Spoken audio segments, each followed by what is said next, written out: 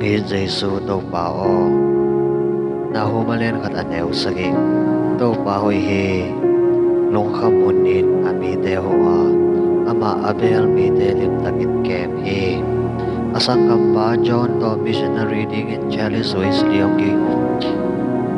thoi he hunau te ke Savannah Georgia pasien thogin ding in tempo zoi nong payo he tempo tunga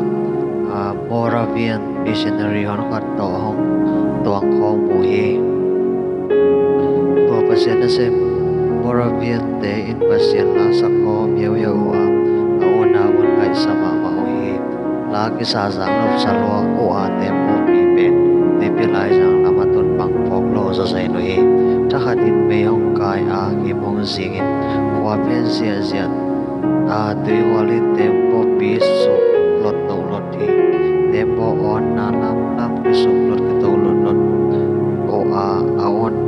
ao te lao lo ma in si din pe ngai so din te tao he Moravian Devil amai so nang onu lao tuak lo bek lo in pasien phat na la sa zo mo ko he o na on lam nang sama ma wa anong lam chang in Chalice in itu lain fuak pot he wala pendrim na pu nampat satu besom ile sagi na he Macedonia kiko na asang ito chang in Pole Silas Europe lama pasien tugen ni enzin to he malam tugen na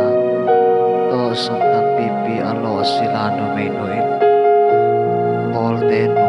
azui mok chang in asung ana ibosak in silan no point Paul tek ya astong ya he mihon pi in wa tugen mang te in apuan sakit saat sakoe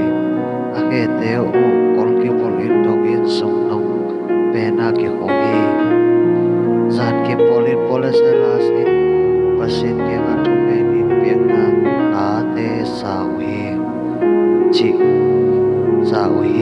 ki moki wak thuak kop ichiang thong kia poleselas zat ki polin patana sa dipitunga to sena kopala Moravian te panala sa building dang kan be ide long chiang ichi mo chiang ong na singi bek ma long ong hu ong em o na inga na jai su mo